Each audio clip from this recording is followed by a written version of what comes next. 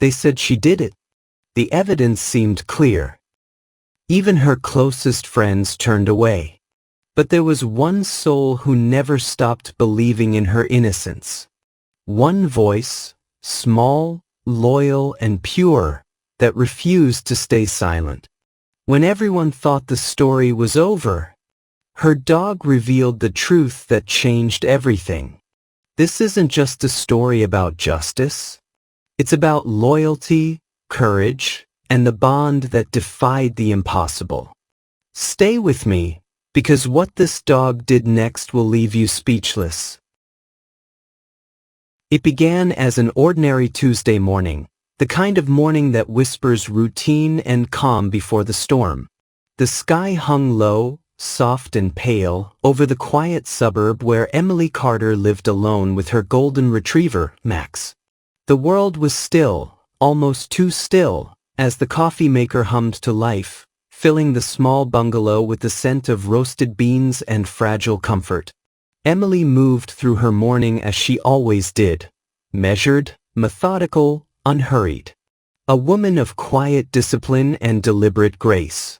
Her friends used to say she lived life like clockwork, predictable down to the minute. Coffee at 7. Shower at 7:30. Out the door by 8. She liked it that way, because routine was safety. Routine meant control. And control meant peace.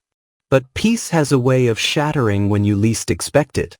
As Emily sipped her coffee, Max sat by her feet, his eyes following her every move with the silent devotion only a dog could know. She smiled faintly at him, that small, fleeting kind of smile that never reached her eyes, and bent to scratch behind his ear. "Be good today," she whispered. "I won't be long." She didn't know those would be the last words she'd say before her life was torn apart. The drive to Hale Industries was unremarkable, a blur of passing cars and gray clouds. Emily didn't notice the faint drizzle gathering on her windshield, or the way the radio announcer's voice cracked when mentioning a developing situation downtown. She had too much on her mind. Her boss, Victor Hale, had been growing distant lately, terse in meetings, easily agitated, more secretive than ever. He'd been under pressure, that much was clear. But from what, Emily didn't know. She wasn't the type to ask questions. When she arrived, the lobby felt colder than usual. The receptionist barely looked up, and the usual chatter of morning greetings was replaced by an odd hush, like the air itself was holding its breath. Emily swiped her badge, stepped into the elevator, and pressed the button to the top floor, Victor Hale's office. The elevator doors closed with a soft thud, sealing her fate in that confined metal box. When they opened again, everything changed. The office lights flickered faintly. The door to Victor's office was ajar, just enough to reveal the edge of his desk, papers scattered across it, a coffee cup toppled onto the floor. Something felt wrong. The air smelled different, sharp, metallic, unsettling. "Mr. Hale?" she called out. Her voice sounded too small, swallowed by the silence. No answer. She stepped inside.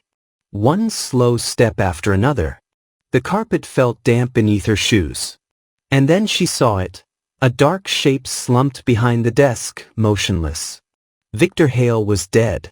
For a moment, her mind refused to understand what her eyes were seeing. It didn't make sense. It couldn't be real.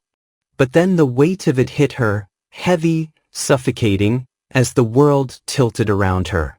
She stumbled back, knocking over a chair, her breath shallow, her heartbeat thundering in her ears. The next minutes blurred into chaos. Shouting. Sirens.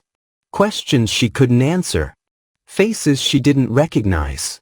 They said her fingerprints were on the mug, her phone had called his the night before, and a strand of her hair was found on his jacket, and she had a bitter quarrel with him the night before.